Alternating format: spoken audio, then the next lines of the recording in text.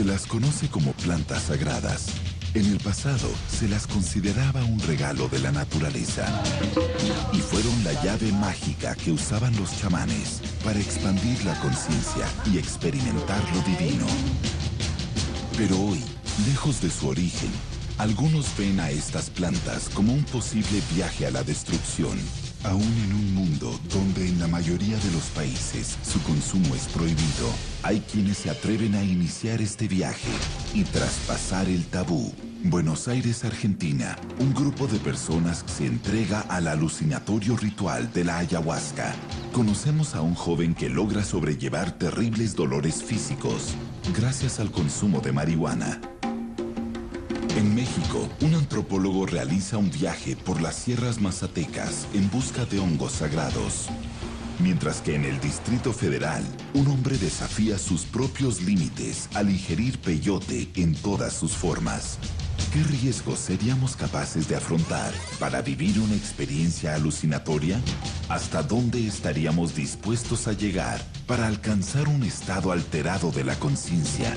La única forma de saber la respuesta es derribar el tabú. Tabú. Drogas ancestrales.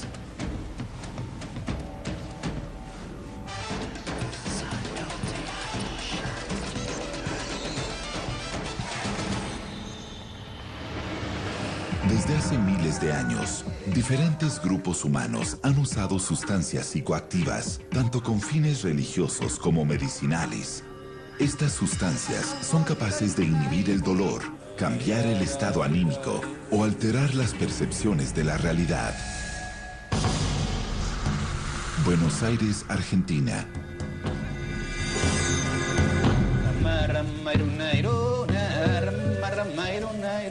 Jerónimo Tejedor es un psicólogo clínico que a su vez se ha interesado por el aprendizaje de las plantas sagradas en la selva del Perú.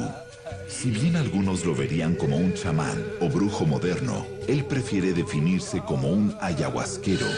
Hoy en día dedica su vida a los tratamientos del espíritu por medio de estas sustancias. Trabajo con personas con dependencia de las sustancias.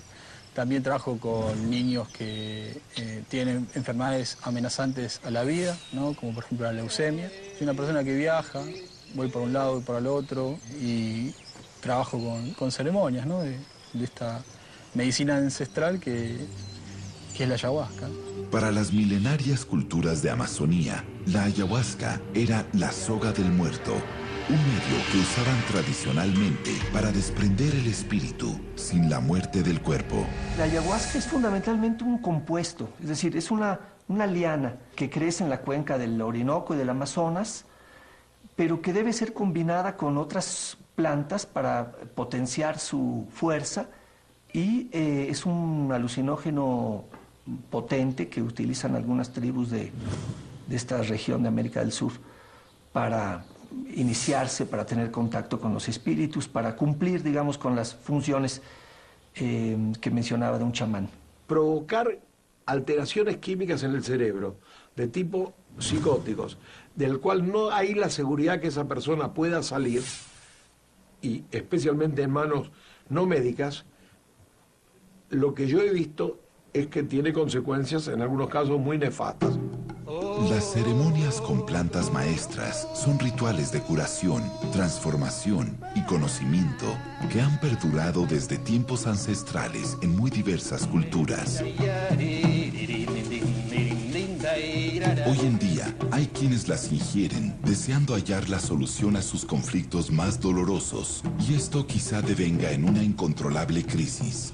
Otros, en cambio, tendrán que enfrentarse a lo más oscuro de su ser. El origen del uso de la ayahuasca, podríamos decir en ese caso que es ancestral, es decir, no tenemos un origen, un momento del origen. Evidentemente, varias culturas amazónicas en particular realizan este tipo de viajes utilizando la ayahuasca. Hay mucha gente que llega a veces al mundo de las plantas, ¿sí?, pidiendo milagros. El único gran milagro que conocemos es el milagro de la vida. La gente se acerca a las plantas maestras porque es el momento, ¿sí? Porque luego que se han cumplido los 500 años, las plantas han salido al mundo, ¿sí?, a recorrerlo. Fundamentalmente la ayahuasca.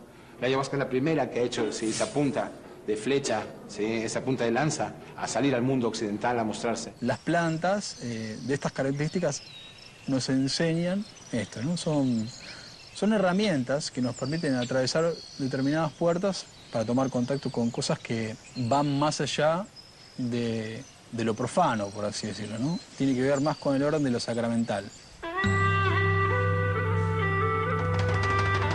Tomar contacto con la ayahuasca es tomar contacto con otra cultura, conocer acerca de lo que es lo que actualmente se define como chamanismo. Es una planta también llamada de poder o una planta medicinal importante, un enteógeno también, como se lo ha definido en algún momento. Hace algunos años, las drogas ancestrales fueron clasificadas como enteógenos, palabra que proviene de la raíz griega theos, Dios, y el prefijo en, dentro, que viene a significar el Dios adentro. Cada cultura tiene sus propias sustancias que alteran el estado anímico y que alteran los estados de conciencia. Entonces el hashish del oriente, los hongos mazatecos, el peyote huichol, la ayahuasca sudamericana, todo esto nos parece extraño, ¿no? Y en Occidente es el alcohol. Se ha hecho una analogía con la sangre de Cristo, ¿no? Es decir, pero es fundamentalmente el alcohol en Occidente. Entonces cualquier otra sustancia que pertenezca a otras culturas nos es ajena, y en una actitud etnocentrista, que es un fenómeno universal, todas las culturas lo tienen, rechazamos todo lo que nos es ajeno.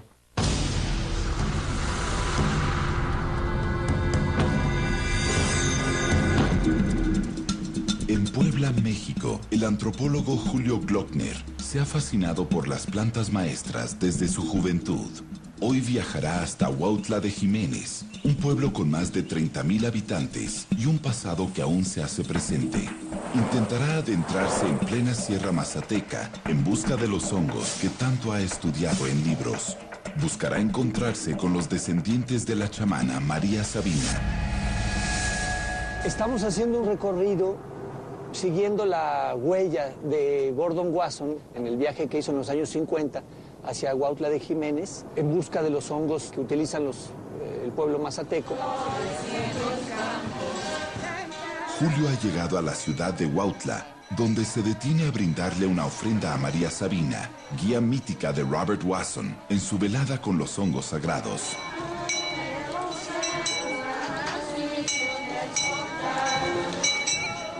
Filomeno ha recibido la herencia de una antigua cultura y nos dejará conocer los rituales que envuelven a los hongos sagrados. ¿Qué tal, don Filo? ¿Cómo estás? ¿Cómo va? Filomeno nos confiesa que él solo obedece lo que el hongo le indica o le transmite a su mente. Lo bueno es que está bajito, no está más arriba, porque para que se siente uno mejor así, a que se limpie, ¿no? Claro.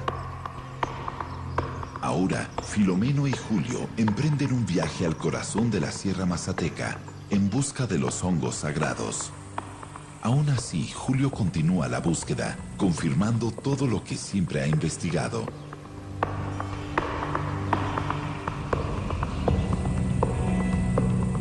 Hay de pronto una percepción distinta de las cosas. A medida que va transcurriendo el tiempo, se alcanza un refinamiento de los sentidos, una agudización de todos los sentidos, muy grande, muy intensa, donde predomina sobre todo la belleza. Bueno, ya comenzamos. Ese quincha, esta es quincha. Cuininga cuelengan yo gatsi, hemillo. Cuininga cuelengan yo, gatsi hermano hemi. Cuininga cuele condado. O cuininga cuele cotuchale. Hens hishinga si chowi. Shin ai duende, wa shin ai chikutukushu. Shininga de nai wa shininga tonghai. Gamutisang utinda subde. Yangakan rasa kan rani trim. Cuini trim ai.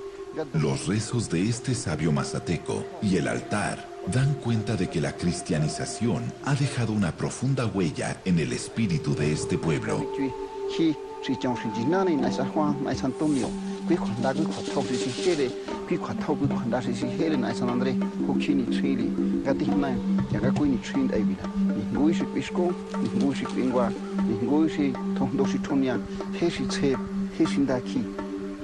En nombre del Padre, y del Hijo, y del Espíritu Santo.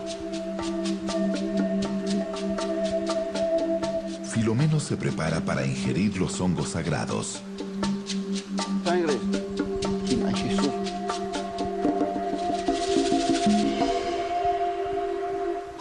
es bendecido por Filomeno, quien poco a poco empieza a sentir los poderosos poderes y entrará en un misterioso trance. Una fuerza, una energía inexplicable es absorbida en este momento.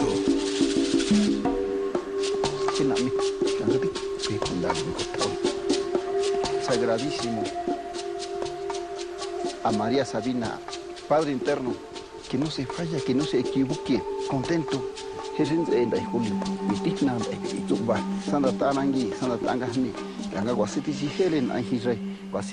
Fue una experiencia interesante estar con uno de los descendientes de María Sabina con su nieto, el único parece de la familia que continuó el trabajo de su abuela, en una ceremonia muy común entre los mazatecos. Es decir, es un ritual de protección, es una limpia, y al mismo que implica una protección de la persona, digamos, la integración hacia ella de una fuerza como se vio en el ritual.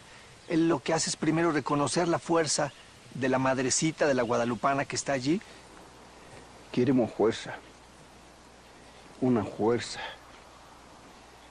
fuerza de cielo, fuerza de tierra. Impactado ante lo vivido en la Sierra Mazateca, Julio manifiesta haber vivido algo del orden de lo extraordinario. ¿Qué haría usted si la solución a su sufrimiento es una sustancia prohibida? Luego de una búsqueda desesperada para calmar intensos dolores, Germán descubre en la marihuana la medicina para aliviar su dolor.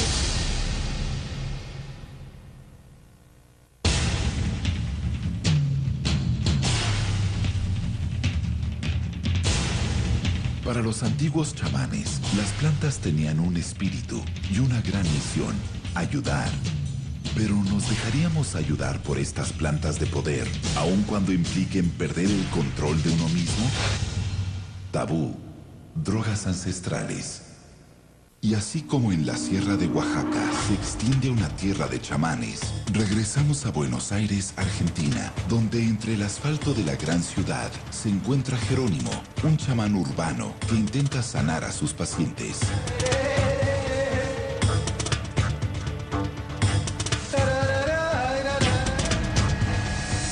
Hay personas que tienen distintos tipos de dolencias, personas con dependencia a determinado tipo de sustancias, que han escuchado que hay tratamientos donde se incursiona con el uso de la ayahuasca, entre otras tantas cosas, ¿no? Como un complemento al tratamiento.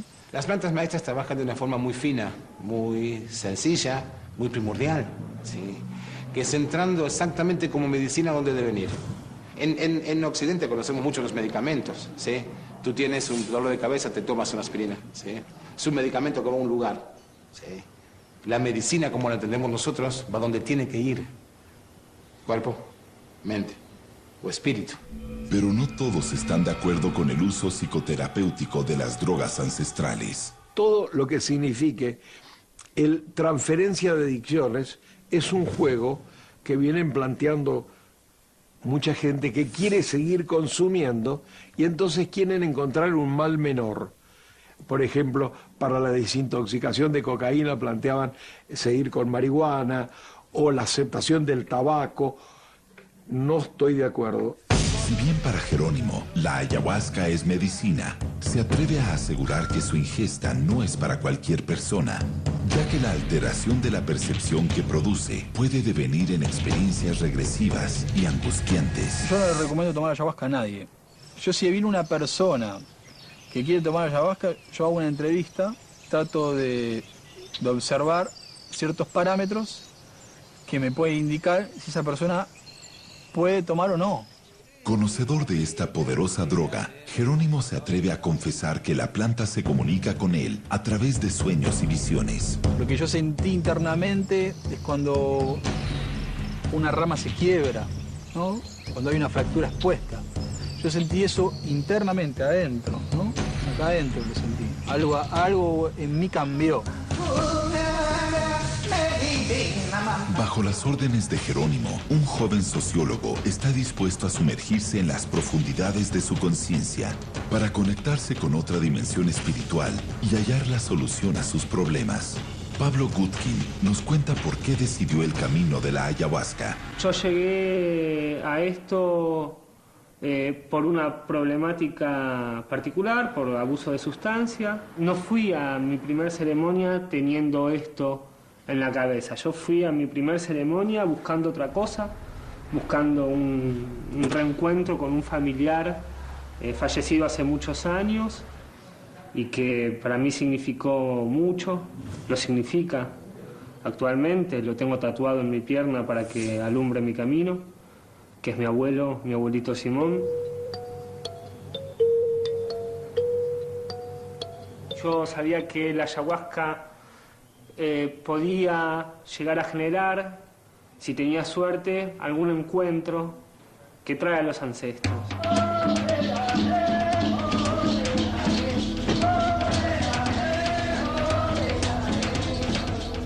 Según Pablo, la ayahuasca puede dar pistas sobre lo que uno ha hecho mal en su vida o puede aconsejar el camino a seguir. En el caso de Pablo, lo enfrentó con algo que él no quería reconocer, que era un adicto.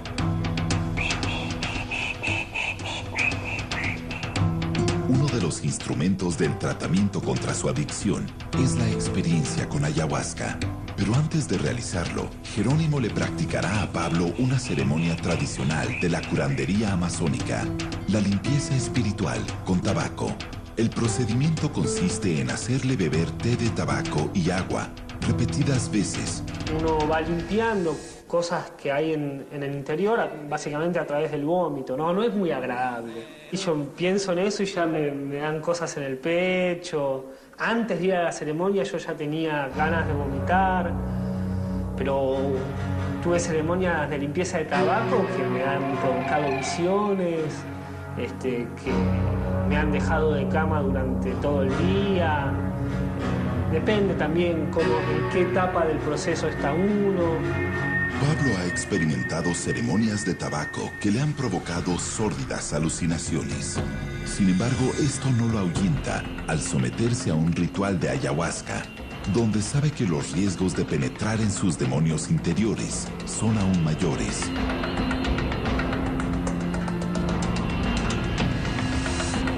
Buenos Aires, Argentina. En un barrio residencial de la ciudad, pocas personas imaginarían encontrar un florido huerto de marihuana en la terraza de esta familia. Obviamente que siempre estoy en la clandestinidad y supuestamente estoy haciendo algo que no está dentro de la ley y hasta mismo dentro de la medicina. ¿Hasta dónde seríamos capaces de llegar para apalear un terrible dolor? ¿Estaríamos dispuestos a tener un jardín clandestino? La planta para mí es una medicina que me ayudó a seguir viviendo. O sea que es mi vida casi. Parte importantísima de mi vida. Como una solución a sus terribles dolores, Germán hace uso cotidiano del cannabis medicinal a raíz de un problema de malformación en su riñón. Yo pasé una niñez normal hasta los 18 años, de adolescencia normal. Empiezo a tener síntomas de dolor en la parte pélvica, a tener disfunciones urinarias y empiezan a hacerme estudios y se dan cuenta que me faltaba el riñón del lado izquierdo. A los 21 años, o sea, después de todo ese tiempo yo pasé de médicos en médicos y nadie se ponía a pensar que lo mío, los síntomas que yo tenía podían venir de una malformación, no se sabía nada. Los grandes intentos de los médicos por paliar su dolor lo llevaron a varias cirugías. Sin embargo, su dolor continuaba y Germán no podía hacer su vida normal. Y él presentaba un cuadro de dolor que afectaba la mitad del cuerpo izquierdo, que después de recorrer varios centros y de ciertas aplicaciones de algunas sustancias locales, no calmaba el dolor, que es un recorrido que hacen bastante frecuentemente los pacientes con neuropatías dolorosas o con enfermedades dolorosas.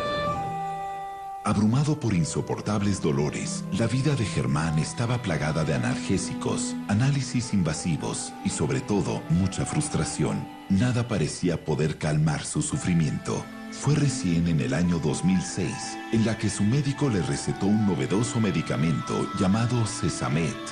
Sin saberlo, sería la llave a otro mundo, al mundo de la cultura cannabis. El prospecto del medicamento que yo estaba tomando en ese momento para manejar el dolor decía que era un cannabinoide y que tenía una relación con lo que se puede extraer de una planta de cannabis. Estas drogas lo que hacen imitan la acción del THC. Es un cannabinoide que actúa a nivel de otras vías que regulan el dolor. Fue ahí cuando Germán decidió tomar cartas en el asunto y fabricarse su propia medicina, la marihuana. Desde ese momento, Germán sería consciente que entraría al corazón mismo del tabú. Bueno, justamente cuando me indican a mí el Sesamet, saliendo del hospital, paso a un kiosco de revistas y veo la THC. Sebastián Basalo es periodista y cofundador de la controversial revista de cultura canábica, THC. Germán fue entrevistado para la misma como ejemplo de su uso medicinal y desde entonces mantiene una relación muy cercana con Sebastián.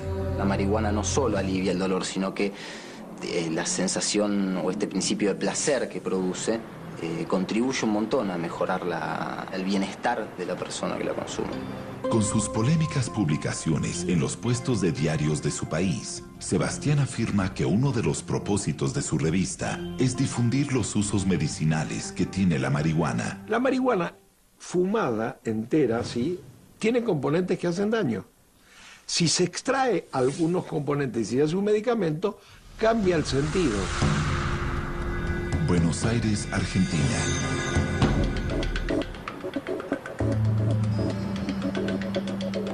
Ahora sí, llegó el momento de una nueva ingesta de ayahuasca, una ceremonia en la que Pablo participará junto a un grupo de personas.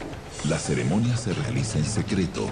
Al realizarse en plena ciudad de Buenos Aires, muchos vecinos podrían denunciar este tipo de rito al considerar que se transgrede la barrera de lo permitido y de lo aceptado en una cultura urbana. Tengan en cuenta que no se puede conversar, no se puede tener contacto corporal, no se puede interactuar. Si hay alguno que está pasando alguna situación difícil y que no las puede manejar por sus propios medios, entonces me pueden avisar y con seguridad que se sale de ese lugar, ¿no? Lo último que se pierde es la confianza y la serenidad. Los efectos cuando uno ingiere la ayahuasca son diversos, ¿no? Podemos enumerar, es una lista, puede ser vómito, diarrea, temblores, sudoración, frío, calor, visiones en colores, mareación, sensación de miedo, ¿no? Náuseas. Comienza la ceremonia. La misma es guiada por música, ícaros y mantras. Ay, Aruna me sunsima.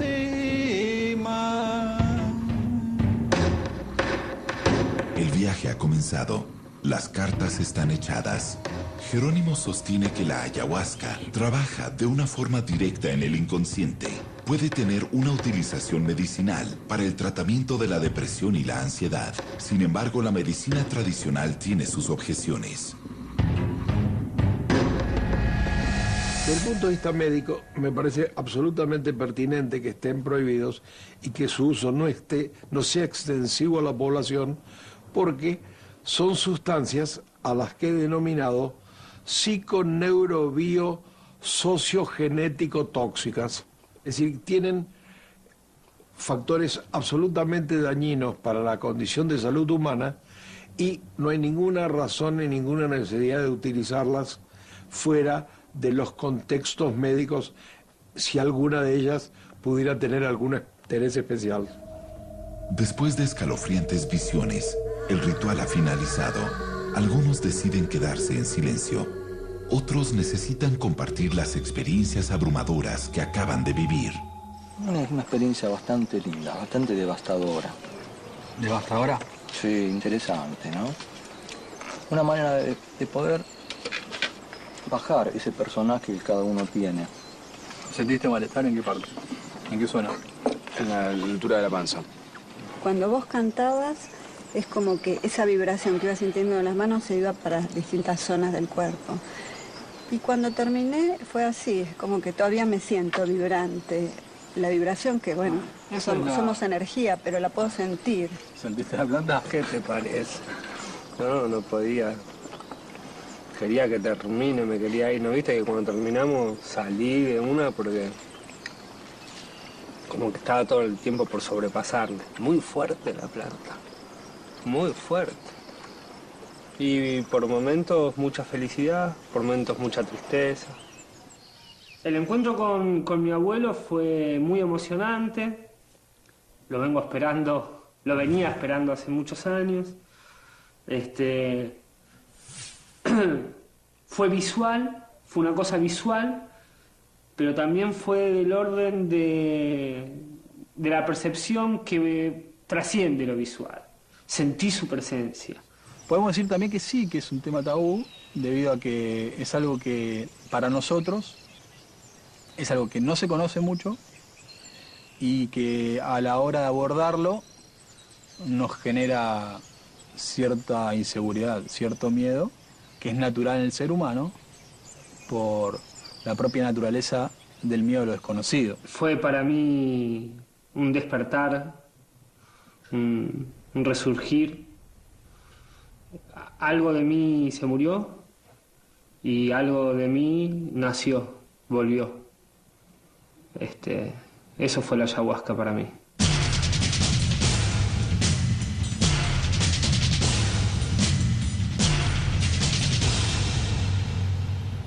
Tabú, drogas ancestrales. Enseguida regresamos con Tabú Latinoamérica en Nat Geo.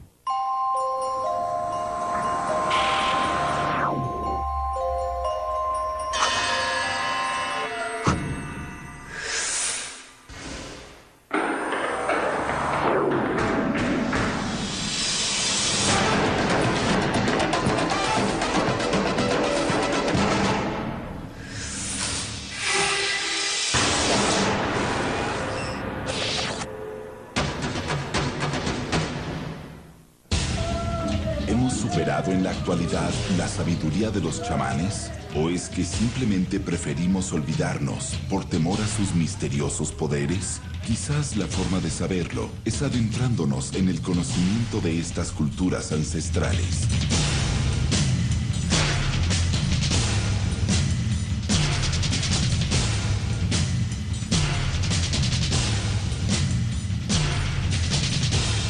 Tabú, drogas ancestrales. Germán visita la redacción de la revista, en donde periodistas y diseñadores intercambian información sobre la despenalización, mientras fuman libremente marihuana, a los ojos de una sociedad que aún puede tener gran resistencia al uso de esta sustancia, por su frecuente asociación con el crimen y el tráfico. Es difícil encontrar un límite claro entre el uso medicinal y el uso recreativo. ¿Y a qué voy? A simple vista uno te diría, bueno, en el uso recreativo lo que más prevalece es el principio de placer, terrible, negado por la sociedad rotunda y continuamente. Es decir, hay como una negación clara en la sociedad que cada vez se abre más, pero que sigue siendo hoy en día un tabú, que es la negación del principio de placer. Buenos Aires, Argentina. Germán, lejos de toda mirada prejuiciosa, parece haber tenido que traspasar los límites de lo convencional. Germán sostiene que ahora tiene su propio médico a pocos metros de su cuarto. Para lograr un mejor efecto y no dañar sus pulmones, Germán realiza una enorme tarea. Debe utilizar un vaporizador diariamente para extraer el componente THC y poder comenzar su día sin sentir agobiantes dolores. Yo en dolor agudo no es donde más recurro a la planta. Siempre lo que yo hago es como una profilaxis de dolor, como evitar que el dolor o la crisis sea mayor. Si bien los dolores de Germán son más leves gracias al consumo de cannabis, día a día el fantasma de vivir en la ilegalidad se hace presente. Cuando las plantas empiezan a aflorar y empiezan a tomar una dimensión que dicen acá estoy, y uno tira un lugar que es una terraza y tampoco puede camuflar demasiado, siempre tenés la persecución, la paranoia. Yo creo que la prohibición tiene mucho que ver también con la oposición a un mundo moderno que le apuesta a obtener del individuo el máximo rendimiento en su trabajo. Y la marihuana es una planta que tiende más a la relajación, digamos, a tomar las cosas con calma, a ver el mundo de una manera despreocupada, ligera.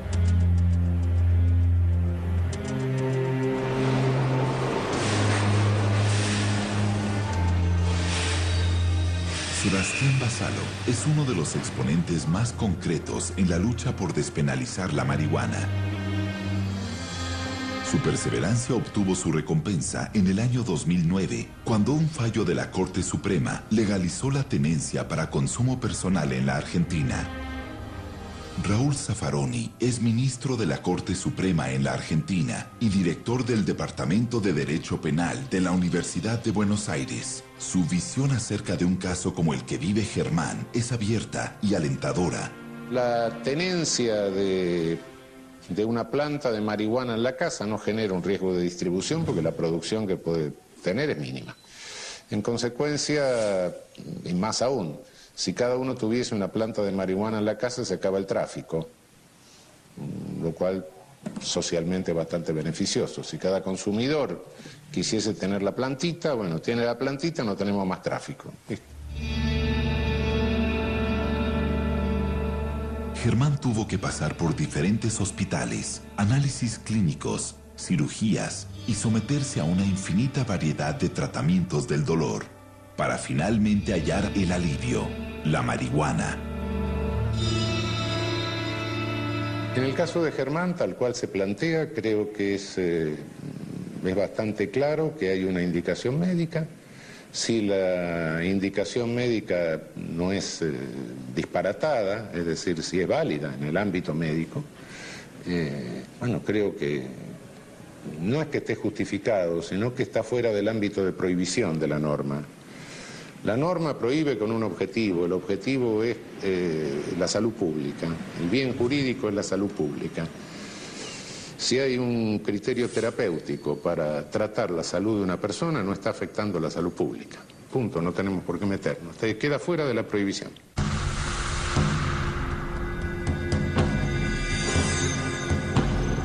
En la Sierra Madre Occidental de México existe un pueblo, un universo mágico, gobernado por la casta de los chamanes, la ancestral cultura huichol.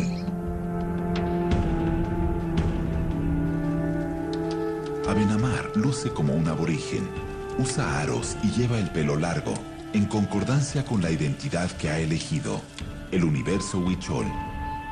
Las ricas tradiciones ceremoniales se ven manifestadas en las artesanías de los huicholes, transmitidas de generación en generación para así preservar su cultura.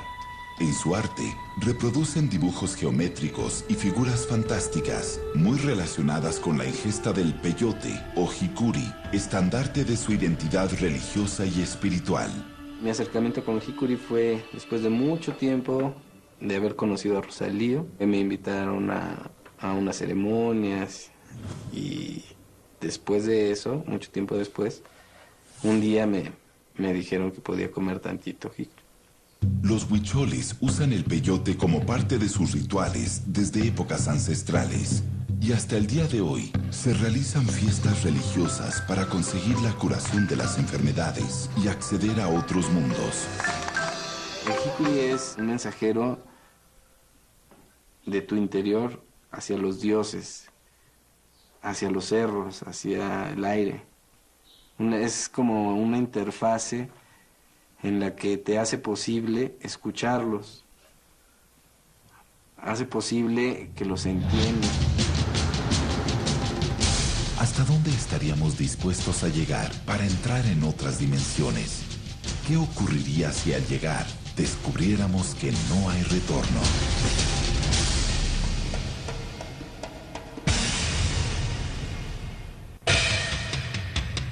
Abenamar visita a Rosalío, el maestro chamán con quien realiza sus poderosos viajes. Rosalío indica los pasos a seguir para encontrar el cactus.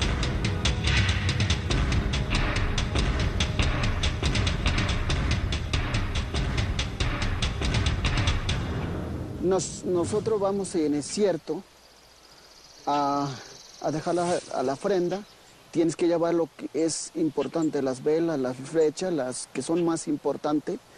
Y a donde lo encuentres, si tienes suerte, lo vas a encontrar. Pero si no tienes suerte, no tan fácilmente lo puedes encontrar. Con cariño lo saludas y le dices, vengo aquí a tu casa a dejarte tu ofrenda, lo que me ha pedido, o también quiero recibirte. Rosalío y Abenamar se introducen en los misterios del desierto huichol con el propósito de hallar los hongos que usarán durante la ceremonia. La gente piensa que es droga, pero si no lo usas bien, a lo mejor te puede ser droga, pero no No es eso. Eso es para nosotros es muy sagrado. No tienes que mezclar, necesitas recibir una. Porque la gente que van allá nada más consume todo y se vuelve loco porque no saben lo que es. Se sabe que el principal cactus con propiedades alucinógenas es el peyote. Algunos viejos chamanes lo conocen como el mensajero divino y otros lo describen como la planta que hace que los ojos se maravillen. El peyote es un cactus que crece en el norte de México, en las zonas semidesérticas del norte de México, del sur de Estados Unidos, que han utilizado ancestralmente los pueblos, en el caso de México, huicholes, coras, tarahumaras. Es una planta muy importante que desempeña un papel fundamental en su mitología, en la organización de su ritual, en las peticiones de lluvia, en el ciclo agrícola, en fin, una planta que tiene una importancia cultural muy grande. Alucinógenos, enteógenos, drogas visionarias o drogas de poder son algunos de los nombres que reciben las plantas maestras. Pero ¿qué ocurre cuando un joven decide consumir peyote en una ciudad sobrecargada de estímulos? ¿Qué ocurre cuando el cactus es consumido fuera de su contexto y sin la supervisión de ningún experto? Para muchos sería traspasar una frontera.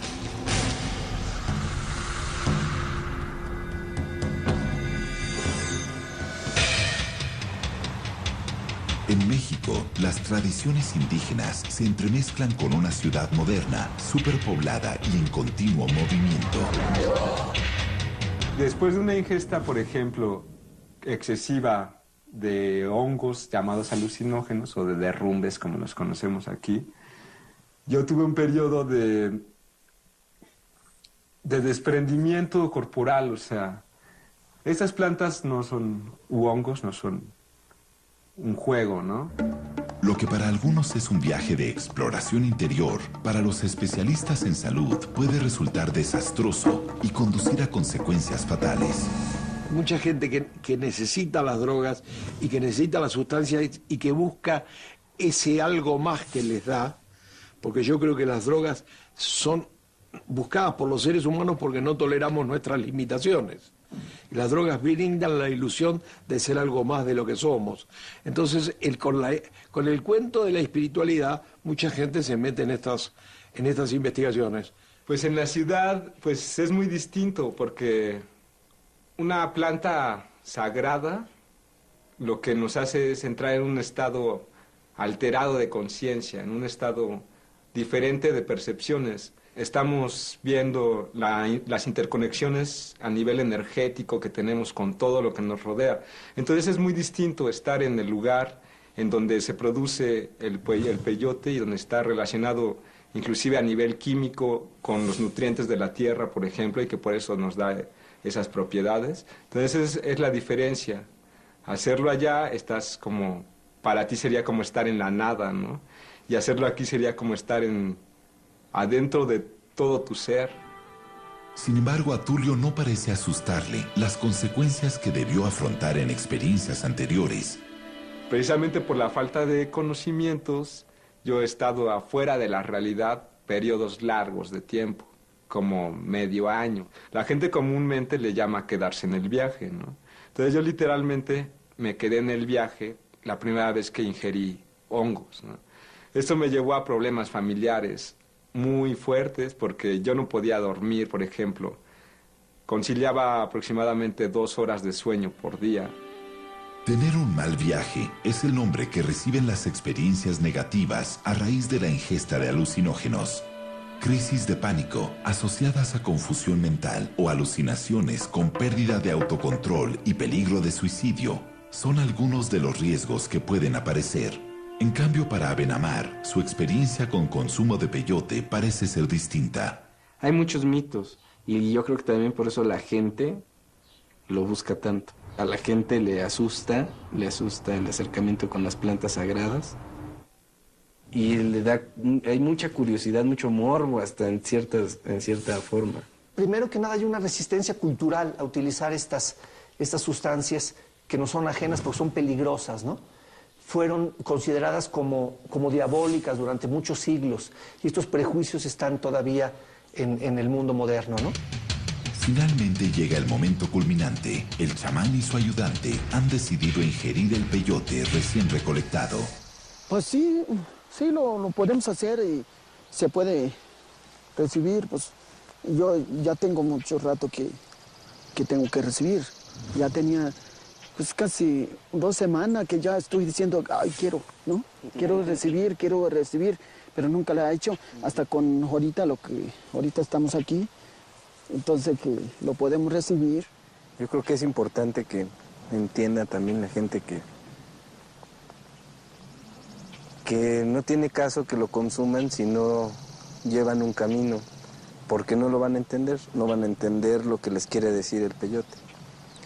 Esto es un camino de mucho sufrimiento, de mucho esfuerzo, que cuesta mucho trabajo aprender o tratar de entender tantito lo que te está dando el peyote. Porque también si tú no sabes, te pueden decir toda la verdad y te pueden enseñar muchas cosas, pero si tú no estás limpio, no lo vas a entender. Rosalío y Abenamar están listos para ingerir peyote. Los hijos del maestro chamán deciden sumarse al ritual. Es un momento de mucha solemnidad.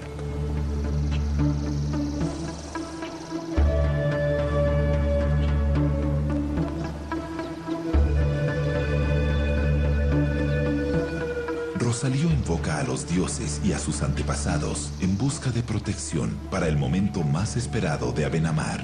Comienza un nuevo viaje.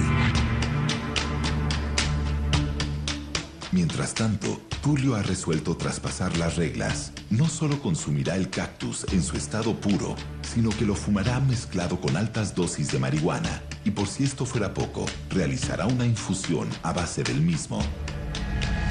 La ingesta de estas plantas te lleva a un estado alterado de conciencia. Entonces, si tú no tienes información completa acerca de cuál es tu estado de conciencia primario y te enfrentas a otro, puedes encontrarte en situaciones difíciles, ¿no? Llegar a lo que la gente llama mal viaje o trastornos mentales, etcétera, ¿no?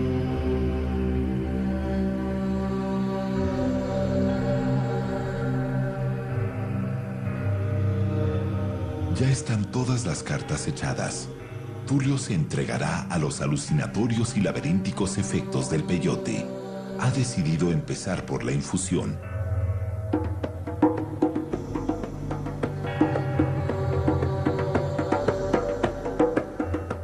Tulio se muestra decidido. No parece inquietarse ante lo que puede suceder. Una vez terminada la infusión, Tulio desea pasar a fumar su cigarrillo de peyote y marihuana. Para que la experiencia sea completa, solo falta dar el último paso, la ingesta de peyote. ¿Qué se siente? ¿Inexplicable? Indescriptible. Al ingerir este tipo de sustancias, pues tú estás ya en otra frecuencia, ¿no? Yo definitivamente sí creo que no hay vuelta, no hay regreso, ya estoy normal, ¿no? Ya se me bajó. ¿Por qué? Porque la planta o el hongo te va a enseñar una cosa, ¿no? El mensaje es claro, todos somos uno.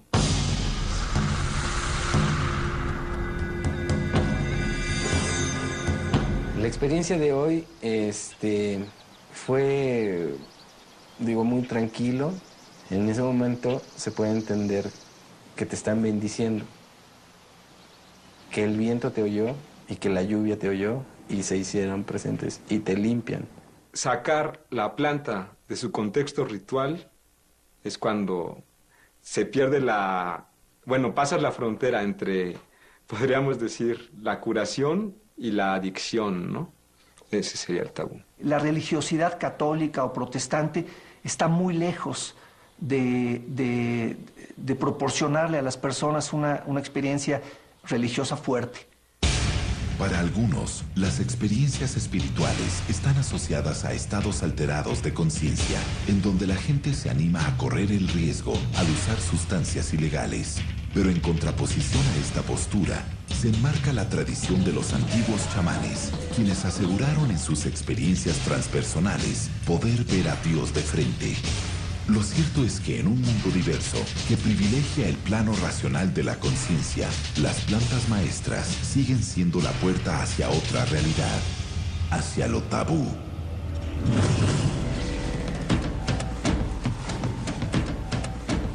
El próximo domingo, en Tabú, Deportes al Límite. En ese momento no sientes los golpes.